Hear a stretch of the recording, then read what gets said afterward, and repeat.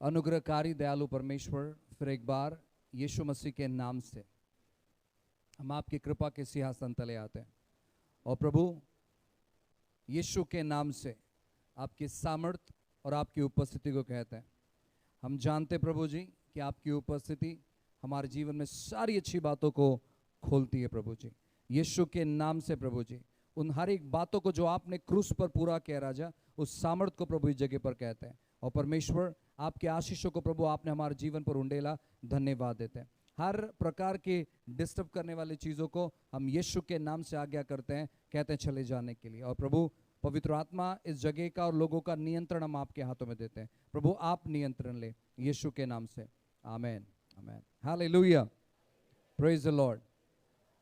आज बहुत अच्छा दिन है क्योंकि पूरे विश्व भर में लोग गुड फ्राइडे के नाम से सेलिब्रेट करते हैं।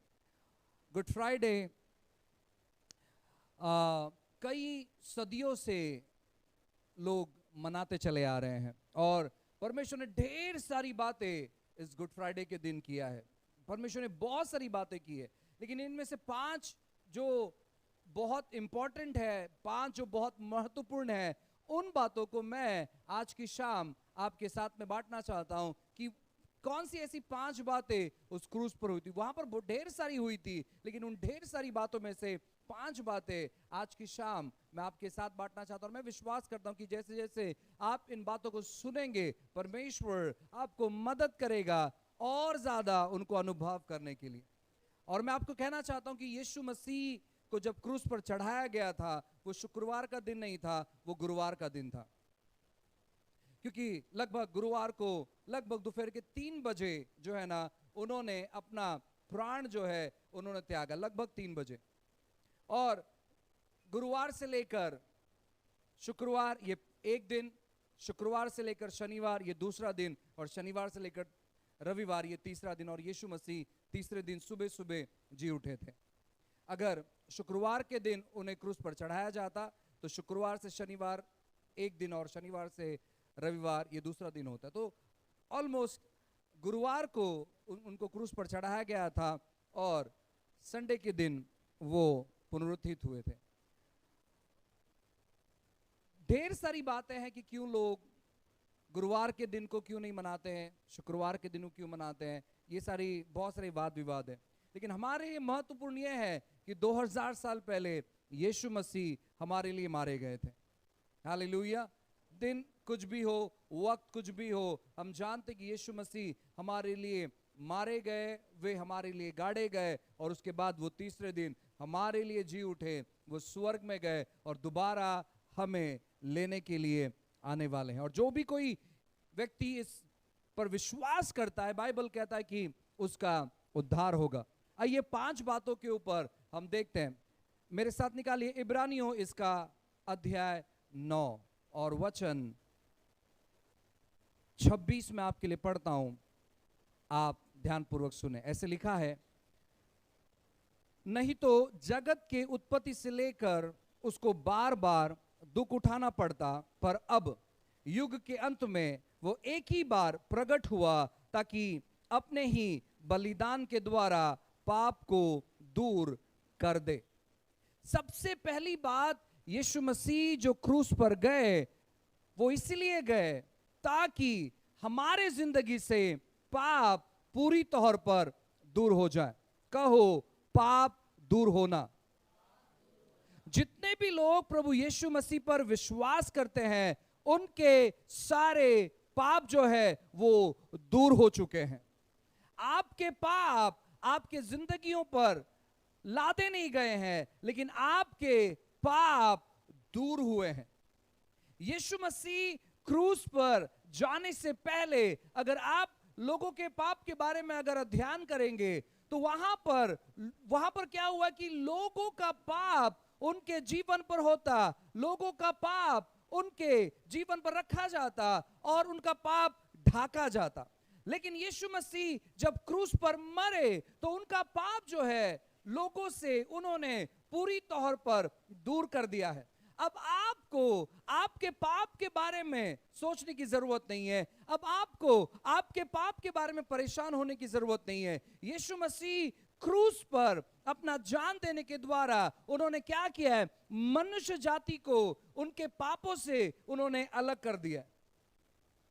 हमारे पाप इस समय हमारे शरीरों पर नहीं है, हमारे पाप जो है यीशु मसीह ने उस क्रूस के द्वारा वो अलग कर दिए हैं।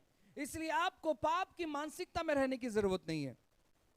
जो लोग पाप की मानसिकता में रहते हैं, आपको मैं कहना चाहता हूं, वे लोग बहुत बड़े भारी वजन के नीचे या दबाव के नीचे वे लोग आ जाते हैं, क्योंकि पाप की मानसिकता लोगों के अंदर दोष भावनाओं को उत्पन्न करती है। और दोष भावनाएं उनके अंदर जब उत्पन्न होता है तो उनको लगने लगता है कि वे परमेश्वर से बहुत ज्यादा दूर है। उनको लगने लगता है कि परमेश्वर उनकी प्रार्थनाओं को नहीं सुनता है। उनको लगने लगता है कि परमेश्वर का रिश्ता उनके साथ में टूट चुका है, परमेश्वर उनसे अलग रहते हैं। दोष भावनाएं बहुत सारी गलत बातों को हमारे जीवन में उत्पन्न करती है, और दोष भावना को जो जड़ जो पाप है, पर उसमें किसी प्रकार की दूरियां नहीं है।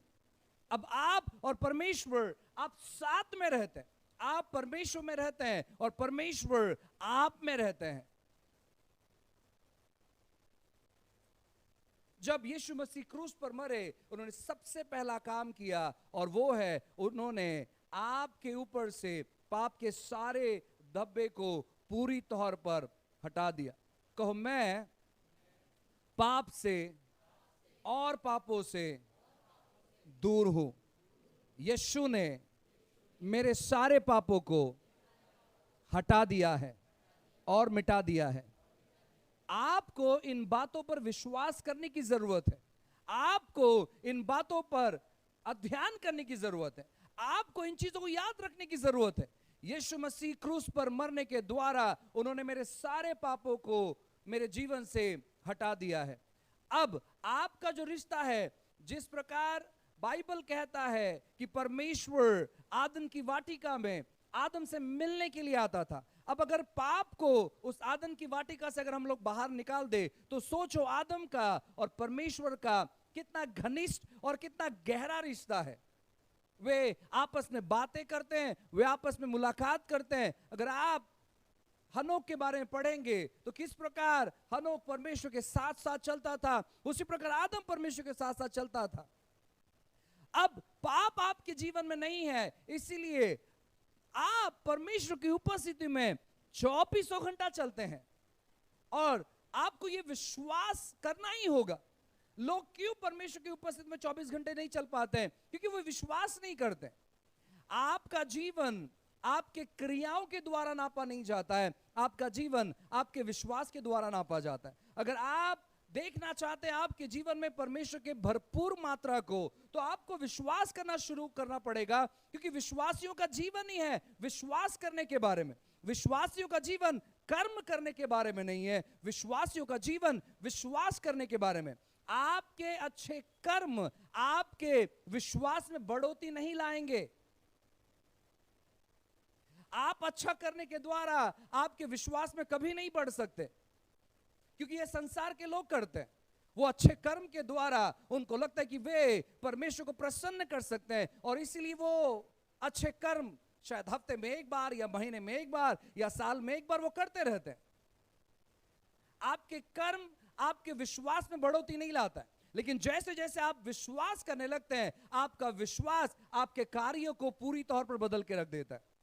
अगर आप ये विश्वास करेंगे कि आपके सारे पाप क्षमा हो चुके हैं, परमेश्वर आपके पापों का लेखा नहीं रखता है, आपको दोष भावना में जाने की जरूरत नहीं है, परमेश्वर दोष नहीं लगाता है, परमेश्वर आपको एक पापी व्यक्ति की दृष्टि में नहीं देखता है, तो आप एक बेहतर जीवन बिता पाएंगे। आप अनुभव कर पाएंगे परमेश्वर की सारी अच्छी और भली बातों को। और यीशु मसीह क्रूस पर जाने का यह सबसे बड़ा कारण था कि वो पाप को मिटा सके, और उन्होंने पाप को मिटाया। आपके पाप क्षमा हो चुके हैं। मेरे साथ कहे, मेरे पाप क्षमा हो चुके हैं। यीशु मसीह का एक कार्य था जहां पर उन्होंने आपको आपके सारे पापों से दूर किया, यहां तक कि पाप के दंड से भी दूर किया। पाप की मजदूरी मृत्यु है, ऐसे बाइबल कहता है रोमियो की किताब में। लेकिन यीशु मसीह ने क्या किया? यीशु मसीह ने आपकी जगह ले ली और उन्होंने क्या किया? उन्होंने जीवन प्रदान किया आपके लिए। तो आपके पापों से काफी दूर है। आपको विश्वास करना है, यीशु मसीह क्रूस पर जाने के द्वारा उन्होंने आपके सारे पापों को क्षमा किया है और आपको आपके पापों से दूर किया है। ये आपको विश्वास करना शुरू करना होगा। आप कहते पास्टर ठीक है, लेकिन मुझे नहीं लगता है कि आप जो कह रहे हैं वो सही है। आपके ऊपर निर्भर है। मुझे कोई प्रॉब्लम नहीं है अगर आप विश्वास नहीं करते हो तो, लेकिन यीशु ने ये चीज किया है और मैं इन चीजों पर विश्वास करता हूं। जब आप ये विश्वास करेंगे कि यीशु मसीह ने आपके पापों को क्षमा किया, आप बहुत आसानी से आपके बीमारी पर राज्य कर सकते हैं। आपको मालूम है यीशु मसीह ने काफी बार किसी बीमार व्यक्ति को चंगा करने से पहले उन्होंने कहा कि तेरे पाप क्षमा हुए। काफी बार बाइबल में लिखा है, आप याद करिए। 4 विश्वास मतलब परमेश्वर को देखने का नजरिया। आप परमेश्वर के बारे में क्या सोचते हैं? जब आप परमेश्वर को देखने का नजरिया जब आप बदलते हैं, आप अपने कार्यों में बदलाव को देखेंगे। तो ये पहली बात थी कि प्रभु यीशु मसीह जब क्रूस पर गए, उन्होंने हमारे सारे पापों को हमसे दूर किया। और एक वचन हम पढ़ते हैं, मैं चाहता हूं कि सभी लोग मेरे साथ निकाले। पहला यूहन्ना अध्याय 4। पहला यूहन्ना अध्याय 4 और वचन 10। ऐसा लिखा है, प्रेम इसमें नहीं कि हमने परमेश्वर से प्रेम किया, पर इसमें कि उसने हमसे प्रेम किया और हमारे पापों के प्रायश्चित के लिए अपने पुत्र को भेजा। दूसरा जो सबसे महत्वपूर्ण कार्य प्रभु यीशु मसीह ने क्रूस पर किया वह यह है कि उन्होंने परमेश्वर के प्रेम को हमारे जीवन पर निछावर किया। उन्होंने बताया कि पिता कितना हमसे प्रेम करते हैं, क्योंकि अब तक जब यीशु मसीह क्रूस पर मर रहे थे, लोग परमेश्वर के बारे में बहुत अलग प्रकार का विचार रखते थे। लोगों को लगता था कि परमेश्वर बहुत क्रूर है। लोगों को लगता था कि परमेश्वर सजा देने वाला परमेश्वर है। लोगों को बहुत सारी गलत फहमी थी परमेश्वर के बारे में। लोगों को लगता था कि परमेश्वर मानो सिंहासन पर बैठकर उन्होंने एक बहुत बड़ी छड़ी ली है और वो बस लोगों को पीटना चाहते हैं, लोगों को दंड देना चाहते हैं, लोगों को सजा देना चाहते हैं। लेकिन क्रूस के द्वारा पता चलता है कि हमारा परमेश्वर ऐसा बिल्कुल भी नहीं है। परमेश्वर क्रूर नहीं है, परमेश्वर बहुत अच्छा है। और उन्होंने हमसे ऐसा प्रेम किया कि उन्होंने अपना इकलौता बेटा भेज दिया। कब उन्होंने प्रेम किया मालूम है? जब हम सब के सब गलत थे, जब हम सब के सब परमेश्वर के रास्ते से भटक चुके थे, हम सब के सब गलत बातों में डूबे हुए थे, तब भी परमेश्वर ने हमसे प्रेम किया। उसी समय परमेश्वर ने अपने इकलौते बेटे को भेजा जब हम सब के सब बेकार थे। अच्छे व्यक्तियों के लिए बहुत सारे लोग खड़े हो जाते हैं उन्हें सहयोग और मदद करने के लिए, लेकिन जो सबसे बुरा होता है कोई उन्हें पसंद नहीं करता है। आपके परिवार में अगर 2 बच्चे हैं, एक बहुत अच्छा है, चीजों को सुनता है, चीजों को समझता है, आज्ञा पालन में रहता है, कभी कोई गलत बात नहीं करता है, लेकिन दूसरा जो उसके विपरीत है, वो कभी कोई चीज अच्छा नहीं करता, वो कभी कोई चीज भला नहीं करता, वो हमेशा लोगों को गलत तौर पर कहता है, वो हमेशा लोगों को गलत तौर पर देखता है। आपको क्या लगता है कि उसके परिवार वाले जो 2 बच्चे हैं ज्यादा किसका साथ देंगे, अच्छे वाले का या बुरे वाले का? ऑब्वियसली अच्छे वाले का। कोई भी बुरे वाले का साथ नहीं देना चाहता है। हर एक व्यक्ति अच्छे वाले का साथ देना चाहता है। हर एक व्यक्ति देखना चाहता है वो व्यक्ति के साथ जो व्यक्ति बहुत अच्छा करता है, वो व्यक्ति जो आज्ञा पालन में है, वो व्यक्ति जो कभी किसी से झगड़ा नहीं करता है, वो व्यक्ति जो कभी किसी के बारे में गलत बात नहीं करता है। आप मेरी तरफ ध्यान दो, आपको चिंता करने की जरूरत नहीं है। जो गलत व्यक्ति है उसके बारे में कोई नहीं सोचता है, उससे लोग नफरत करते हैं, उससे बात कम करते हैं, और हर एक गलत चीजें उस व्यक्ति के लिए रहता है। आपको मैं कहना चाहता हूं, परमेश्वर ने जब पृथ्वी की ओर देखा तो सब के सब हम अपने अपने अपराध में, अपने अपने गलत चीजों में फंसे हुए थे और पड़े हुए थे। और बाइबल कहता है तभी परमेश्वर ने हमसे प्रेम किया, तभी परमेश्वर ने अपने इकलौते पुत्र को भेजा और अपने प्रेम को हमारे जीवन पर प्रकट किया। आपको मालूम है, उस प्रेम की वजह से आज पूरी दुनिया यीशु मसीह के पीछे चलते हैं। आप जितने भी बड़े बड़े और महान लोग हैं, अगर आप उनके बारे में अगर आप पढ़ाई करेंगे, बहुत सारे लोग वे यीशु मसीह के अनुयायी है। आपको मालूम है, हमारे भारत में एक बहुत प्रसिद्ध स्टेटमेंट है, अगर कोई आपको एक गाल पर चाटा मारता है तो दूसरा गाल उसके ओर करो। ये किसका स्टेटमेंट मालूम है? महात्मा गांधी। और ये स्टेटमेंट बहुत पुराना है, ये 2000 साल पुराना है। महात्मा गांधी का उम्र 2000 साल नहीं है, लेकिन बाइबल हजारों साल पुराना है और ये यीशु का स्टेटमेंट है। वो बाइबल के अनुयायी थे और उन्होंने देखो दुनिया में बहुत बड़ा परिवर्तन लाया। बहुत सारे महान लोग यीशु मसीह के राह पर चलते हैं, ऐसे बहुत सारे लोग यीशु मसीह के शिक्षण को अपने जीवन में लागू करते हैं, उसी प्रकार के जीवन को जीते हैं। परमेश्वर ने क्या किया? परमेश्वर ने अपने प्रेम को हमारे जीवन पर प्रकट किया। जब हम सब के सब गलत थे, हम सब के सब जब पापी थे, तभी परमेश्वर ने अपने गले से हमें लगाया अपना इकलौता बेटा, उन्होंने हमारे लिए इस पृथ्वी पर भेजा। और यीशु मसीह ने प्रकट करके बताया क्रूस पर मरकर कि सच में परमेश्वर स्वयं प्रेम है। परमेश्वर ने क्या किया? परमेश्वर ने अपने प्रेम को हमारे जीवन पर उंडेला। कहो, परमेश्वर का प्रेम मुझ पर है। परमेश्वर मुझसे सबसे ज्यादा प्रेम करते हैं। आपको ये चीजों पर विश्वास करना है और ये बहुत बहुत बहुत जरूरी है, खास करके इस समय में। क्योंकि लोग क्या कर रहे हैं? लोग प्रेम को इंसानों में ढूंढ रहे हैं, लोग प्रेम को चीजों में ढूंढ रहे हैं, लोग प्रेम को जानवरों में ढूंढ रहे हैं।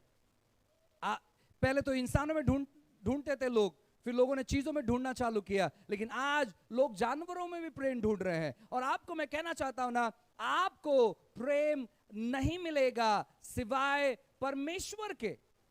क्योंकि जो भी चीजें आपके सामने है, जिनसे आप बहुत प्रेम रख रहे हैं, आपको मैं कहना चाहता हूं ना एक दिन वे लोग बहुत सारी बड़ी परेशानी आपके जीवन में खड़ी कर देंगे। वे सब मतलबी है, इंसान मतलबी है, जानवर मतलबी है, सभी चीजें मतलबी है। अगर आप किसी जानवर को मारो, वो आप पर रिएक्ट करेगा, वो भौंकेगा या वो काटेगा, वो रिएक्ट करेगा।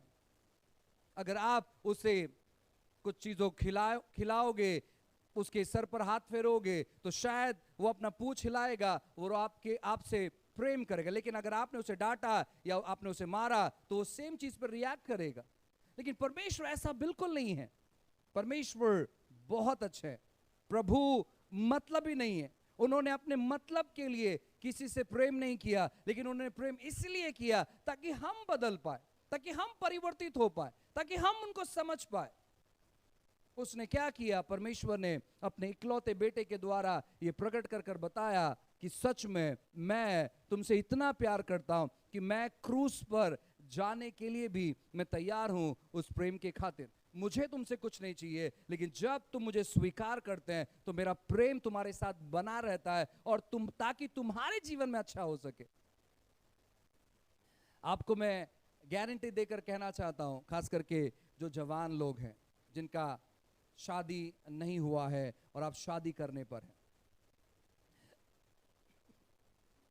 अगर आप कोई ऐसे लड़की या लड़के को ढूंढ रहे हैं, आप कोई ऐसे लड़की या लड़के को देख रहे हैं जो बहुत खूबसूरत है या शायद पैसे बहुत अच्छे से कमाता है, उसको कपड़े पहनने का बहुत अच्छा ढंग पता है, या वो स्टाइलिश है, उसके पास अच्छा बाइक है और बाइक 180 के स्पीड में वो चलाता है, या जो भी चीजों को आप देख रहे हैं, आपको मैं कहना चाहता हूं ना, अगर आप इन चीजों के पीछे अगर है तो एक दिन आप बहुत ज्यादा पछताओगे।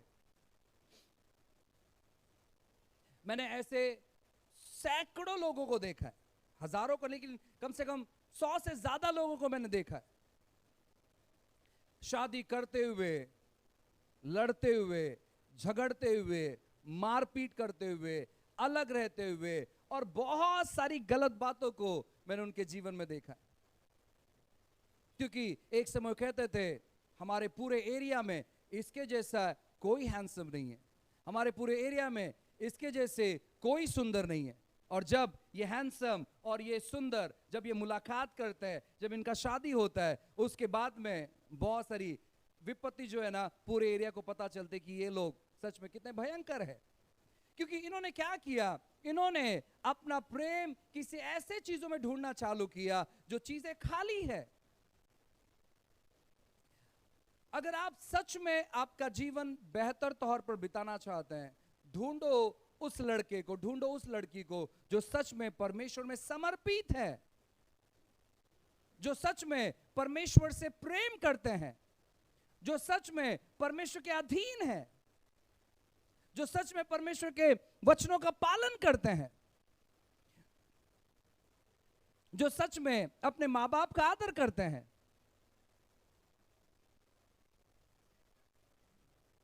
क्योंकि यही लोग शायद आपका जीवन भर साथ दे सकते हैं और आपको बेहतर रख सकते हैं। अगर आप सुंदरता में जाएंगे, अगर आप उनके दिखावट पर जाएंगे, अगर आप उसके स्टाइलिश में जाएंगे, तो आप बहुत बड़े गलती कर रहे हैं, बहुत बड़ा गलती कर रहे हैं। अगर आप ऐसे व्यक्ति से मुलाकात करते हैं जो सच में समर्पित है प्रभु के प्रति, जो सच में वचन का आज्ञा पालन करता है, वो व्यक्ति बहुत अव्वल दर्जे पर रहेगा आने वाले दिनों में। इसलिए ऐसे कोई व्यक्ति को नहीं देखे, ऐसे कोई व्यक्ति से बातें नहीं करे, ऐसे कोई व्यक्ति से जुड़े नहीं जो प्रभु को नहीं मानता हो।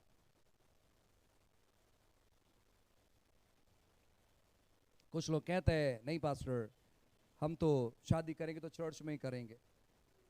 चर्च के लोगों से भी आपको बहुत बड़ा खतरा है। चर्च एक अस्पताल है और इस अस्पताल में सभी मरीज ठीक नहीं होते हैं।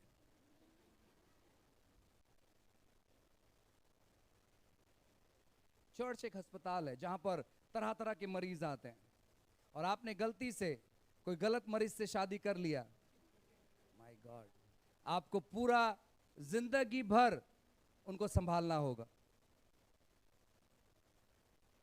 तो चर्च में जब मैं उत्साहित कर रहा हूं और मैं आपको बताना चाहता हूं कैसे आप आपके जोड़ीदार को ढूंढ सकते हैं।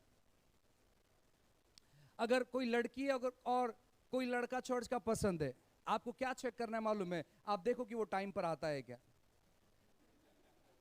अगर वो टाइम पर नहीं आता है, उसका नंबर लास्ट रखो कि नहीं यार, इसके बारे में सोचना पड़ेगा। आप देखो कि वो सच में प्रभु के वचन को अपने जीवन में लागू करता है क्या। देखो वो काम करता है क्या, वो सच बोलता है क्या, उसके माता पिता, उसके परिवार वाले उसके बारे में क्या बात करते हैं, उसका पास्टर उसके बारे में क्या बात करता है, उसके चर्च के लोग उसके बारे में क्या बात करते हैं। आपको ये सब चीज नोटिस करना है। केवल वो अच्छा है और वो गिटार अच्छा बजाता है, या फिर वो गाता बहुत अच्छा है, या फिर उसके बाल बहुत अच्छे, वो स्टाइलिश है, उसको बहुत अच्छा कपड़ा पहनना आता है, यही चीज मत देखो। अगर आप ये चीज देखेंगे तो आप फंस जाएंगे, क्योंकि बेचारे ऐसे बहुत सारे लोग फंस गए हैं। तो आपको देखना है क्या कि क्या वो वक्त में आता है, क्या वो प्रभु से डरता है, और तब जाकर आप उन्हें अप्रोच कर सकते हैं या आप उन्हें चूज कर सकते हैं। अगर आपको कोई लड़की पसंद है चर्च में और आपको लगता है कि नहीं, अब ये शादी का मेरा उम्र हो चुका है और मुझे बस शादी करना है, आप क्या देखना चाहिए? सेम चीज, क्या वो चर्च आती है समय पर? अगर आप देखते हैं चर्च का टाइम 10 बजे का है और वो 10:30 बजे आती है, उसका नंबर सबसे लास्ट में रखो, वो फेथफुल नहीं है। आप देखो क्या वो लड़की घर पे काम करती है।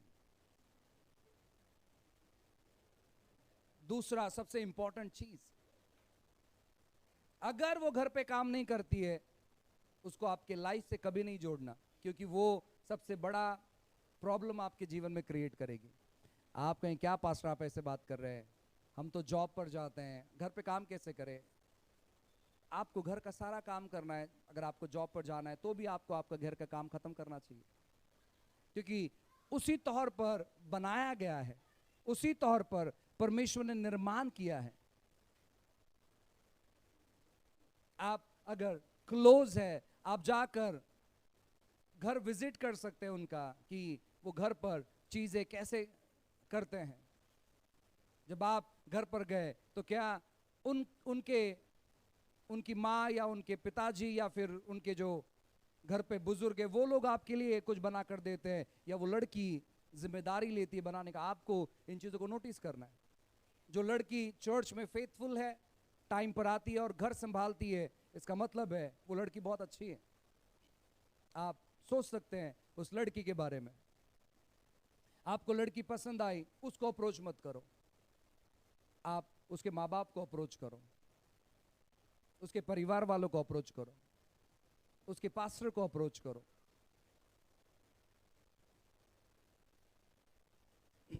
शादी मैं इसलिए ये बता रहा हूं क्योंकि आप में से बहुत सारे लोग शायद इस साल या अगले साल या फिर उसके अगले साल आप सोच रहे हो शादी करने के बारे में।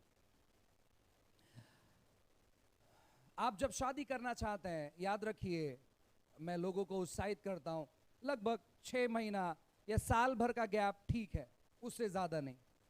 आपको शादी करना है 2035 में, आप लड़का लड़की ढूंढेंगे 2025 में, मतलब 10 साल का गैप। ऐसे बहुत सारे लोग हैं, मैं ऐसे बहुत सारे लोग को जानता हूं, बहुत सारे लोगों को, इनका शादी कभी सक्सेसफुल नहीं रहा है,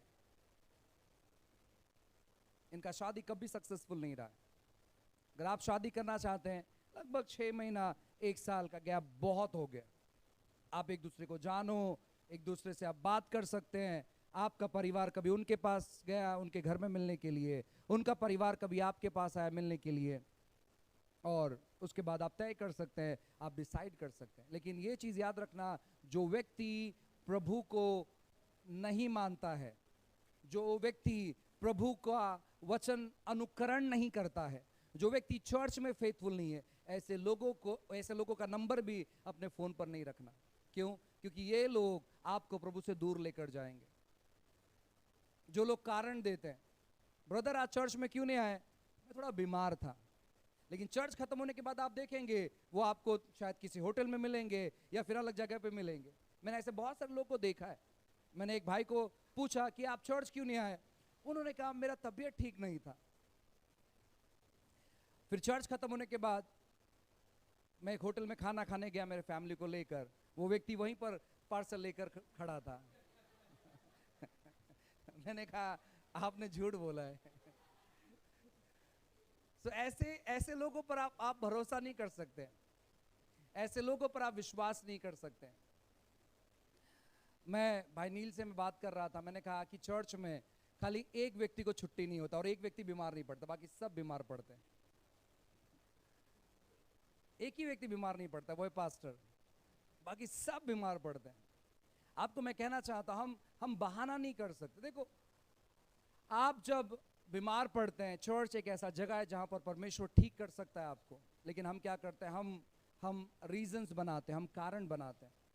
लेकिन याद रखिए, परमेश्वर ने कोई कारण नहीं बनाया कि थोड़ा चीजें ठीक हो जाए, लोग सुधर जाए, लोग विश्वास में बढ़ने लगे, लोगों का ध्यान मुझ पर हो, फिर जाकर मैं अपने पुत्र को भेजूंगा। उन्होंने कोई कारण नहीं रखा। उन्होंने देखा कि पृथ्वी बहुत बेकार हो चुकी है, अब ये समय है कि मैं अपने पुत्र को भेजूं और लोगों को बताऊं कि मैं उनसे कितना प्यार करता हूं। और परमेश्वर ने अपने प्रेम को हमारे जीवन पर प्रकट किया है।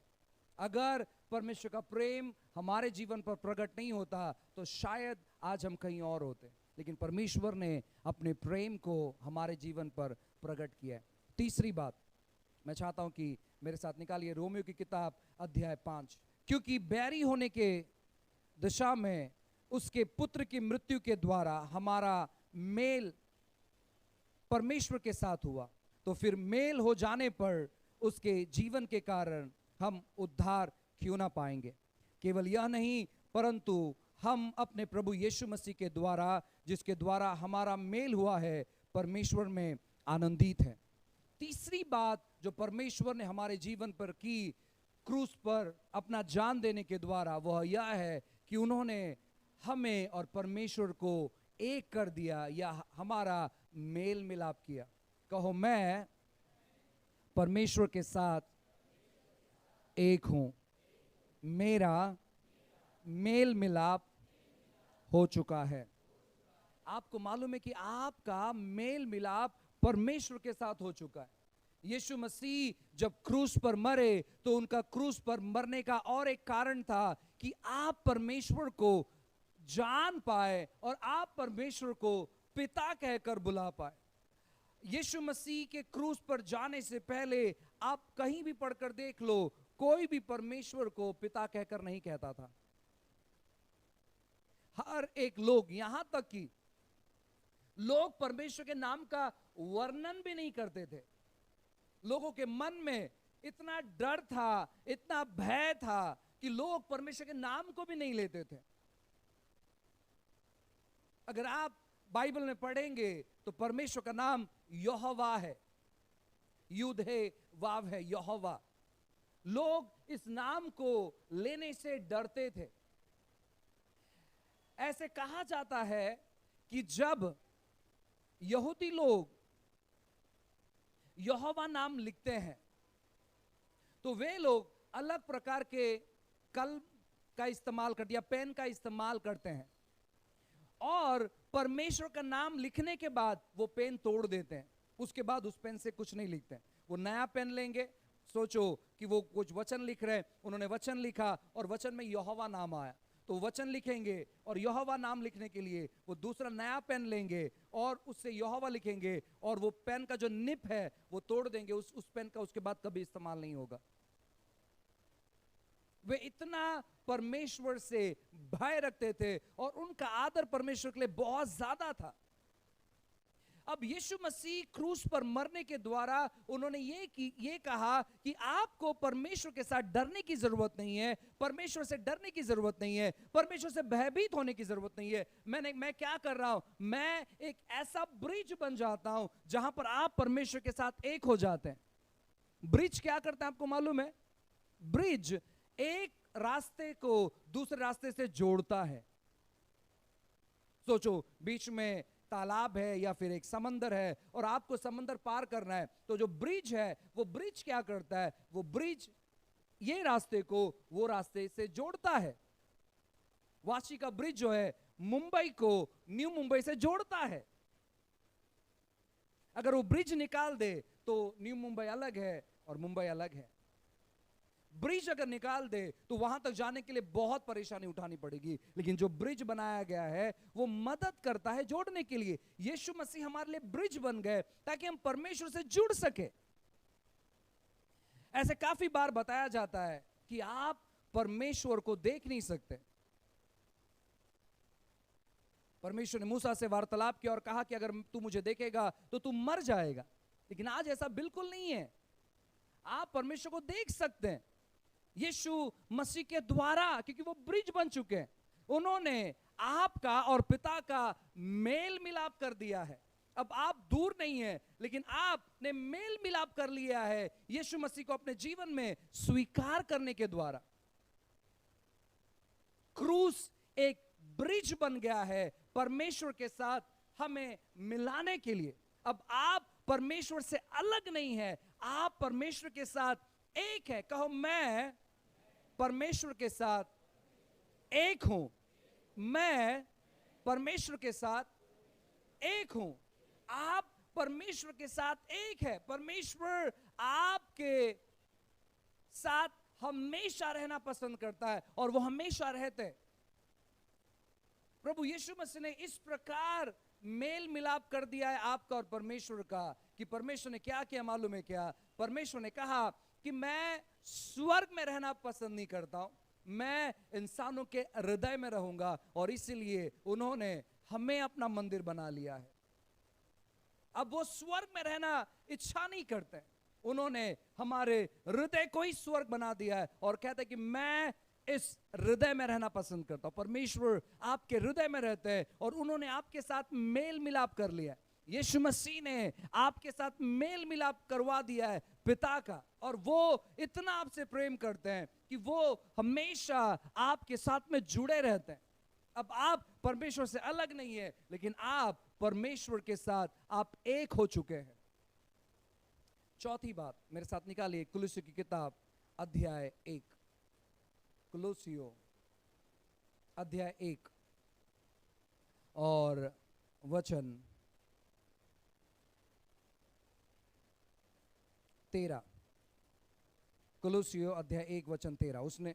उसके वचन में ऐसे लिखा है, उसने हमें अंधकार के वंश से छुड़ाकर अपने प्रिय पुत्र के राज्य में प्रवेश कराया, जिसमें हम छुटकारा अर्थात पापों की क्षमा प्राप्त होती है। ये बहुत ज्यादा महत्वपूर्ण है। बाइबल कहता है कि यीशु मसीह क्रूस पर जब मरे तो क्रूस पर मरने के द्वारा उन्होंने हमें पाप से छुड़ाया, और अब हम शैतान के राज्य में नहीं है, हम परमेश्वर के राज्य में हैं।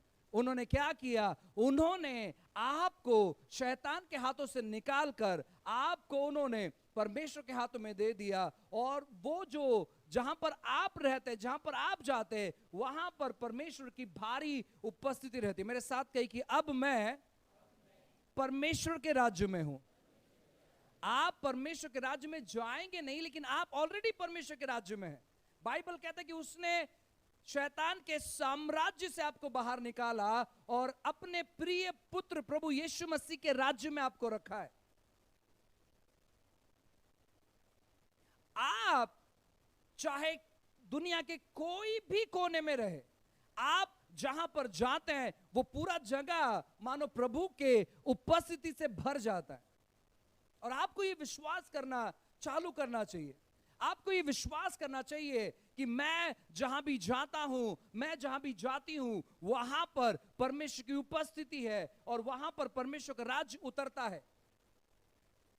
ये चीज कुछ लोगों ने बहुत बेहतर तौर पर समझा, इसीलिए यहोशू को कहा गया कि जहां भी तू पांव रखेगा वो जगह तेरा हो जाएगा, क्योंकि शायद उनको मालूम है कि परमेश्वर के साथ में है। अब अगर परमेश्वर उनके साथ में है और जहां भी वो पांव रखते वो जगह उनका हो जाता है। अब परमेश्वर हमारे साथ में केवल नहीं है, लेकिन परमेश्वर हमारे अंदर है। साथ में होना अलग है और अंदर होना बहुत अलग है। जो साथ में है वो शायद अलग हो सकता है। एक दो साथ में है, कुछ दूरी पर जाने के बाद वो अपने घर चले जाएगा और हम अपने घर आ जाएंगे, हम अलग हो चुके हैं। लेकिन जो चीज अंदर है, हमारे पास दो फेफड़े हैं, दो लंग्स हैं। अब एक लंग्स अलग नहीं हो सकता है। चाहे हम सो रहे हैं, चाहे हम गा रहे हैं, चाहे हम खा रहे हैं, या जो भी चीज कर रहे हैं, वो साथ में बने हुए हैं। अब जब आप परमेश्वर के राज्य में है तो परमेश्वर का राज्य, आप जहां कहीं जाते हैं वहां पर परमेश्वर का राज्य फैलता है। परमेश्वर ने आपको अपने प्रिय पुत्र के राज्य में रखा है। क्रूस पर जब यीशु मसीह मरे तो यीशु ने कहा, अब से तुम अंधकार के राज्य में नहीं रहेंगे, अब से तुम प्रकाश के राज्य में रहेंगे। कहो, मैं प्रकाश हूं, मैं प्रकाश हूं।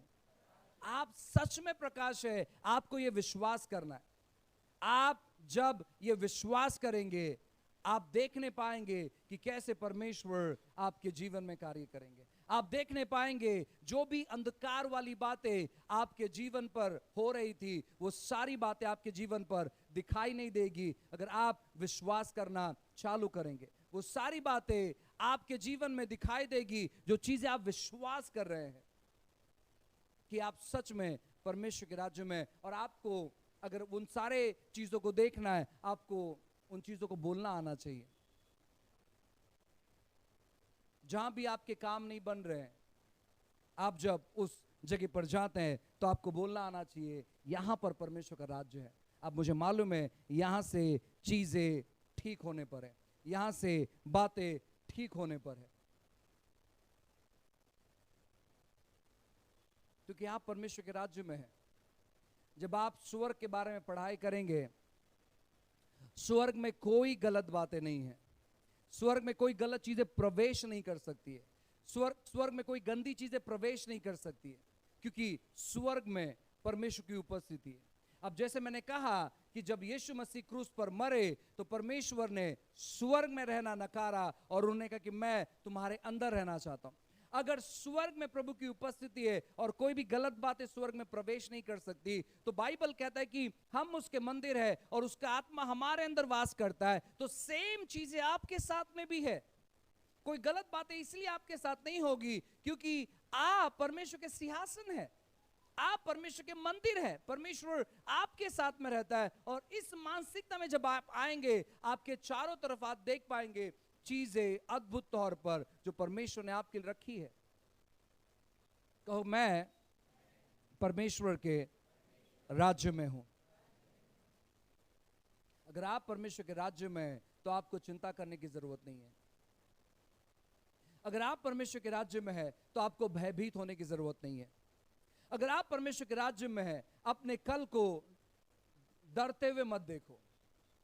अगर आप परमेश्वर के राज्य में हैं, अपने कल को अंधेरे में नहीं देखो कि शायद आज तो ठीक ठाक तौर पर चीजें मेरे साथ सब हो गई, लेकिन पता नहीं कल के बारे में क्या, आज तो कैसे मैंने काम चला लिया, कल के बारे में क्या। नहीं, आपको डरने की आवश्यकता नहीं है, क्योंकि आप परमेश्वर के राज्य में। अपने भविष्य को बोलना सीखो।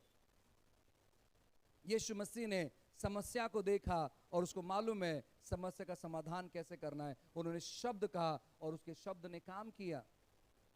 आप आपकी स्थिति को देखते हैं, आप परमेश्वर के राज्य में होने की वजह से आप जो कुछ कहेंगे चीजें वैसी होने लगेगी।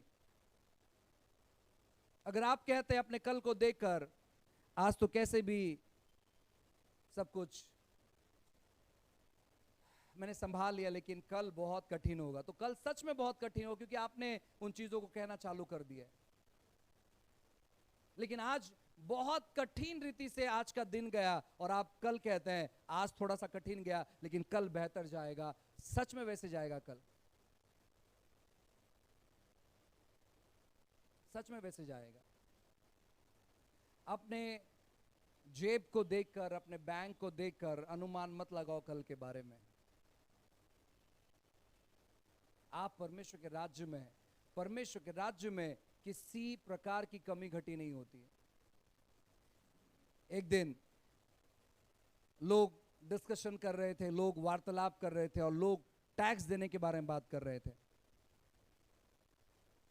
यीशु मसीह ने पतरस को बुलाया, अपने चेलों को बुलाया और उनसे कहा, जाओ मच्छी पकड़ कर लेकर आओ। तुम पहला जो गल आप डालोगे तुम्हें सिक्का मिलेगा और वो सिक्का तुम लेकर आओ। वो गए, उन्होंने गल डाला, एक मच्छी मिला और मच्छी के मुंह में एक सिक्का मिला। वो सिक्का कितना कीमती होगा सोचिए। जहां पर यीशु कहते हैं तेरा और मेरा दोनों का टैक्स भर दे, वो सिक्का कितना कीमती होगा। एक सिक्का और दोनों का टैक्स।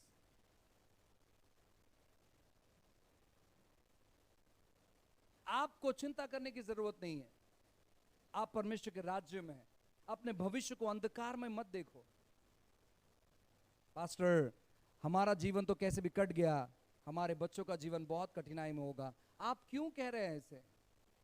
आपसे सर्वोत्तम तौर पर आपके बच्चे जीवन जिएंगे। आपसे सर्वोत्तम उनका विवाह रहेगा। आपसे आप जिस प्रकार आपने अपने बच्चों का परवरिश किया, वो आपसे बेहतर अपने बच्चों का परवरिश करेंगे। आपको ये बोलना चालू करना चाहिए। दिन भले कितने भी बुरे हैं, लेकिन परमेश्वर अच्छा है और वो जानता है चीजों को बेहतर कैसे करना। अगर आपने पैशन ऑफ द क्राइस्ट अगर फिल्म नहीं देखा है, आप आज घर पर जाकर passion of the Christ film देखिए। और मुझे एक सीन हमेशा याद रहता है, जब यीशु मसीह को जलील किया जा रहा था, मारा जा रहा था, उनके बारे में बहुत गलत गलत चीजें कहा जा रहा था। और मुझे लगता है शायद वे लोग खोपड़ी नामक स्थान में थे। अब यीशु मसीह को क्रूस पर चढ़ाने पर है। वहां पर लूसीफर अपने एक छोटे से बच्चे को लेकर वो घूमता है, और वो नजारा बहुत खूबसूरत नजारा है, क्योंकि उससे ऐसे लगता है कि मेरा टारगेट पूरा हो गया। जब शैतान देखता है कि आप रो रहे हैं, आप तनावग्रसित हैं, तो शायद वो अपने टीम मेंबर्स को लेकर आकर वो कहता है, देखो इस पर हमने जय प्राप्त कर लिया। लेकिन जब आप ये याद करते कि आप परमेश्वर के राज्य में हैं, और जब आप बोलना चालू करते हैं, प्रभु आपकी इच्छा मेरे जीवन में पूरी होने दो, तो आपको मालूम है जब यीशु मसीह क्रूस पर गए, यीशु मसीह क्रूस पर जाने के बाद उन्होंने बहुत अद्भुत कुछ काम किया है। ये पांचवी बात है। कुलुस्सियों की किताब अध्याय 2 मेरे साथ निकालिए। कुलुस्सियों की किताब अध्याय 2 और वचन 15 ऐसे लिखा है, और उसने प्रधानताओं और अधिकारियों के ऊपर से उतारकर उनका खुल्लम खुल्ला तमाशा बनाया और क्रूस के द्वारा उन पर जय जयकार की ध्वनि सुनाई। बाइबल कहता है कि जब यीशु मसीह क्रूस पर गए, अब शैतान को लगा मैं सफल हो गया हूं, इतने साल से, हजारों साल से मैं योजना कर रहा था, अब मैं सफल हो गया हूं, क्योंकि मैंने इस यीशु को जो परमेश्वर का पुत्र है, मैंने क्रूस पर चढ़ा दिया। लेकिन बाइबल कहता है यीशु मसीह ने क्रूस पर से नीचे उतरकर शैतान का खुल्लम खुल्ला तमाशा बना दिया। शैतान का कोई भी बात आपके जीवन पर ये असर नहीं करेगा या आप पर कब्जा नहीं करेगा जब आप समझेंगे कि शैतान आपके बराबर का व्यक्ति नहीं है। मेरे साथ कहो, शैतान मेरे बराबर का व्यक्ति नहीं है, उसका तमाशा हो चुका है। इसलिए जब जब आप कोई चीजें देखते हैं कि शत्रु कुछ चीजें कर रहा है, आपको यह सोचना है कि कोई तो तमाशा कर रहा है। तमाशा करने वाले लोग कैसे रहते मालूम है क्या? वो शोर मचाते हैं लेकिन कुछ कर नहीं सकते। इसलिए अपने आप को कूल और काम रखो। जब चीजें आपके जीवन में अस्त व्यस्त हो रही है, आपको गिड़गिड़ा कर रोने की जरूरत नहीं है, खुद को ठंडा रखो। जब चीजें आपके जीवन में अच्छी नहीं चल रही है, दुकान में जाओ, 10 रुपए का नींबू खरीदो, नींबू पानी बनाओ, स्ट्रॉ है तो स्ट्रॉ डालो, या तो ऐसे ही पीते बैठो चीजों को देखकर। कहो कोई प्रॉब्लम नहीं है, प्रभु सब कुछ ठीक ठाक करेगा। शैतान का यीशु ने खुल्लम खुल्ला तमाशा बना दिया। हम काफी बार क्या करते मालूम है क्या? उस तमाशा को देखने के लिए हम बहुत ज्यादा धूप में खड़े हो जाते हैं। आपको चिंता करने की जरूरत नहीं है शत्रु किस प्रकार का चाल बना रहा है, आपको उसके बारे में कुछ सोचने की जरूरत नहीं है, क्योंकि यीशु ने उसका खुल्लम खुल्ला तमाशा बना दिया। मैं हमेशा उदाहरण देता हूं शैतान के बारे में कि कैसे यीशु मसीह ने शैतान का खुल्लम खुल्ला तमाशा बना दिया।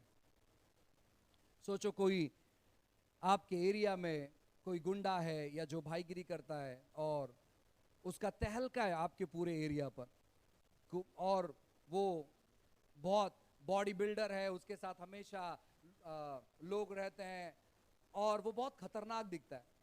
अचानक आपके एरिया में कोई तो एक नवयुवक लड़का आकर रहने लगता है, लगभग 15, 16, 17 साल का, और एक बार ऐसे होता है कि ये लड़के का और उस एरिया के गुंडे का अचानक से मुलाकात होता है, टक्कर हो जाता है, अब ये नवयुवक लड़का उस गुंडे को एक ऐसा घूसा देता है जहां पर वो गुंडा मानो नीचे गिर जाता है और उसके आधे शरीर को लकवा मार जाता है।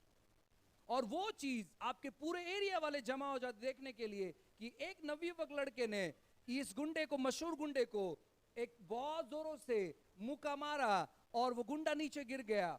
अब उस गुंडे को लकवे की बीमारी हो गई। अब ये खबर जो है, क्योंकि ये व्यक्ति फेमस है, प्रसिद्ध है, अब ये खबर जो है आग जैसे फैल जाता है पूरे एरिया के लोगों में कि एक छोटे बच्चे ने एक इस बड़े गुंडे को इसने मारा और उसको लकवा हो गया है। आपको क्या लगता है कि जब वो अस्पताल से बाहर आएगा गुंडा तो लोग उसे डरना चालू करेंगे? नहीं, क्योंकि एक छोटे बच्चे ने उसे मारा है। यीशु मसीह ने कुछ ऐसे ही शैतान के साथ में किया। शैतान बहुत खौफनाक था, लोगों को उसने डरा कर रखा था, लेकिन यीशु मसीह ने क्या किया? क्रूस पर जाने के बाद सबसे पहला उसने काम क्या मालूम है क्या? उसने सारे साम्राज्य को, शैतान के सारे अधिकारी को, जब आप ये वचन पढ़ेंगे 15, यहां पर लिखा है कि उसने क्या किया? उसने शैतान के सारे शक्तियों को नीचे खींचा और उसने सबके सामने उसका तमाशा बना दिया।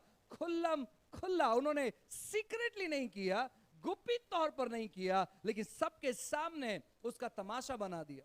और आज वो सच में उसके आधे शरीर को लकवा मार गया। वो एक ऐसा सिंह है जिसका दांत नहीं है। लिखा गया है कि तुम्हारा विरोधी शैतान इस खोज में रहता है कि किसको कब फाड़ खाए।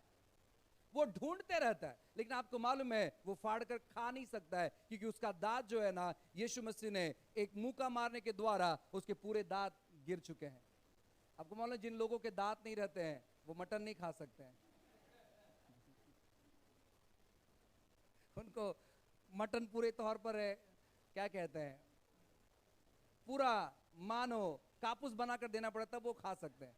तो शैतान कुछ इसी प्रकार का है, उसके पास कोई दांत नहीं है चबाने के लिए, वो ढूंढते रहता है। और आपको मालूम है, अगर आपको ये पता चलेगा कि आपका परमेश्वर शैतान का खुल्लम खुला तमाशा बना दिया है, आप उससे बिल्कुल नहीं डरेंगे और आपको डरना भी नहीं चाहिए। जब आपको लगता है कि आपके विरोध में बहुत सारी शक्तियां काम कर रही है, आपको डरने की जरूरत नहीं है। आपको चेयर पर बैठकर, अपने पांव पर पांव डालकर बैठकर आप आराम से आराधना करने की जरूरत है। आपको परेशान होने की जरूरत नहीं है। आपके पांव के नीचे कुछ नींबू मिर्ची आ गया, आपको परेशान होने की जरूरत नहीं है। आपके पांव के नीचे मानो किसी ने नारियल रख दिया है और आपका पांव नारियल से टकरा गया, आपको परेशान होने की जरूरत नहीं है। आपकी उपस्थिति जैसे ही वहां पर पड़ती है, क्योंकि आप परमेश्वर के राज्य में है, प्रभु का सामर्थ्य आपके जीवन पर है, ये कोई भी चीज आपके जीवन पर असर नहीं डाल सकता है।